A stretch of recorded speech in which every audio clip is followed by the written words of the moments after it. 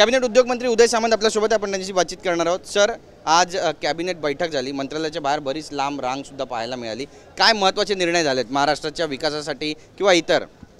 मंत्रालयामध्ये 3 वर्षापूर्वी आपण बघितलेलं आहे की किती ओसाड आमचं मंत्रालय असायचं। आज राज्याचे मुख्यमंत्री आणि दोन्ही उपमुख्यमंत्री आणि मंत्री असल्यानंतर त्याला जत्रेचं स्वरूप येतं।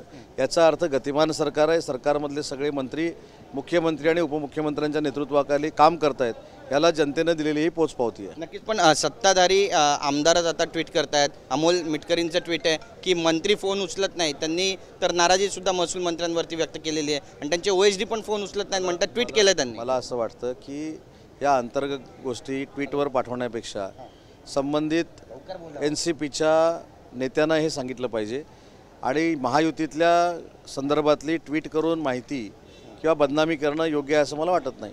बरं, जी जाहिरात आपल्याकडून करण्यात आली होती वयोवृद्ध यात्रा योजनेसंदर्भातली मुख्यमंत्री यात्रा योजना, त्यामध्ये जे वयोवृद्ध हरवलेले त्यांचा फोटो कुठेतरी लावण्यात आला होता, त्याला शोधण्यासाठी पंढरपुरामध्ये आता पोलिसांचं पथक दाखल झालं आहे। या संपूर्ण बाबीकडे कसं पाहता? मला याच्यातली काही कल्पना नाही आहे, याच्यातली माहिती घेतली पाहिजे, कारण अशा गोष्टीवर माहिती घेऊनच बोलणं उचित राहील। याची मी माहिती घेईन आणि आपल्याशी बोलेन। नक्कीच, बजेट जो सादर झालेला आहे त्यावर तुमची पहिली प्रतिक्रिया काय? कारण बरीचशी टीका होते, उबाटा गट म्हणते खोदा पहाड निकला चुवा, बिहार आणि आंध्र प्रदेशला 25,000 कोटी 15,000 कोटी रस्त्यांसाठी दिले, महाराष्ट्राच्या वाट्याला काहीच मिळालं नाही, टॅक्ससुद्धा वाढलाय। असं वाटतं की उबाठाच्या टीकेकडे लक्ष देण्याची आवश्यकता नाही। त्यांच्याच नेते मंडळींनी सांगितलेलं आहे की बजेटमधलं मला काही कळत नाही। आता ज्यांना बजेटमधनं मला काही कळत नाही ज्यांनी सांगितलं आहे त्यांच्यावर आपण कशाला टीका करा, त्यांचं ते अज्ञान आहे। परंतु देशाचं बजेट हे सगळ्या राज्यांसाठी असतं आणि महाराष्ट्र राज्याला देखील फार मोठा दिलासा या बजेटमधनं मिळालेला आहे। शेतकऱ्यांना दिलासा मिळालेला आहे, उद्योजकांना मिळाला आहे, युवकांना मिळाला आहे।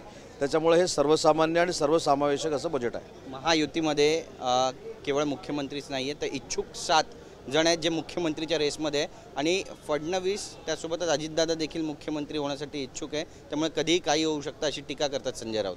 कोण? संजय राऊत। तर ठीक आहे ना, विधान परिषदेच्या निवडणुकीमध्ये हे 3 नेते किती भरभक्कम एकत्र आहेत हे सिद्ध झालेलं आहे। ज्यांचे आमदार फुटलेले आहेत, ज्यांनी आमदार फुटल्यानंतर खरं आत्मचिंतन करायला पाहिजे होतं की आपल्या नेत्यांवरची नाराजी आहे, आपल्यावरची नाराजी आहे, त्याच्यातनं सुधारून जाऊन आत्मचिंतन करून पुढे जायला पाहिजे होतं। विधान परिषदेच्या निवडणुकीमध्ये हे सिद्ध झालेलं आहे की एकनाथजी शिंदे, देवेंद्रजी, अजितदादा अतिशय समर्पक भावनेनं एकत्र आलेले आहेत, महाराष्ट्राच्या विकासासाठी एकत्र आलेले आहेत। त्याच्यामुळं असल्या गोष्टी करून किंवा असल्या पत्रकार परिषदा घेऊन कसलाही परिणाम होणार नाही। तिन्ही नेते समंजस आहेत, परिपक्व आहेत, त्यांना कोणाच्याही सल्ल्याची आवश्यकता नाही। केंद्रामध्ये 2 आणि राज्यामध्ये 2 असे नेते आहेत जे फडणवीस यांचे पाय कापू पाहतात अशी पण टीका करतात। एक लक्षात घ्या, मला हे नेते दिल्लीतले पण माहीत नाहीत, महाराष्ट्रातले पण माहीत नाहीत। मी एक सर्वसामान्य कार्यकर्ता आहे, रत्नागिरीमध्ये काम करणारा। मला रत्नागिरीतलं विचारा, मी चांगलं उत्तर देऊ शकतो। अमित शहांनी दौरा केला, आता त्यावर पण टीका करतात। ते म्हणतात की देवेंद्र फडणवीस हे अमित शहांच्या मनातले मुख्यमंत्री नाही, कुठेतरी हा वाद निर्माण करण्याचा प्रयत्न आहे। कोण म्हणतं? संजय राऊत म्हणतात। मला असं वाटतं की आपण एका व्यक्तीच्या मागं किती लागणार आहात, त्यांचंच ऐकणार, त्यांचे प्रश्न आम्हाला विचारणार, काहीतरी आमचं पण तुम्ही विचारलं पाहिजे ना। त्यामुळे मला असं वाटतं की त्यांनी घेतलेल्या पत्रकार परिषदेला आम्हाला प्रत्येक गोष्टीला उत्तर द्यावं लागतं, हे आमचं दुर्दैव आहे। कारण त्यांचे प्रश्न जे असतात त्याला काहीच अर्थ नाही, परंतु ते तुम्ही मनावर घेता, आम्हाला प्रश्न विचारता। म्हणून मला देखील आपल्याला विनंती करायची आहे की अशा अर्थहीन प्रश्नाला आपण देखील ताकद देऊ नये।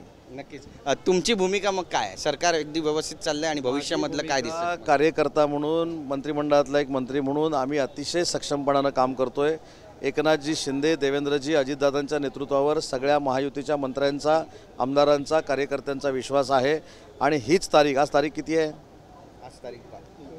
आज तारीख 23 डिसेंबरला आपण परत भेटू। 23 डिसेंबरला महायुतीचं सरकार पुन्हा एकदा महाराष्ट्रामध्ये आलेलं असेल आणि ह्या टेप तेव्हा पण अशाच चालू असणार आहे। धन्यवाद आमच्याशी बोलल्याबद्दल। तर आपण पाहतोय उद्योगमंत्री यांनी आपली प्रतिक्रिया दिलेली आहे। उदय सामंत यांनी म्हटलेलं आहे की सरकार आमचंच येईल आणि त्यावेळी सुद्धा संजय राऊत अशाच पद्धतीनं वक्तव्य करत राहतील। कॅमेरा पर्सन संतोष कदमसह गिरीश गायकवाड, TV9 मराठी, मुंबई।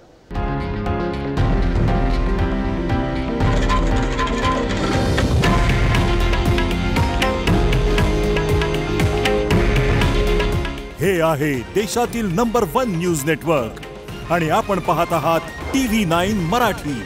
काळजी तुमची, हित महाराष्ट्राचं।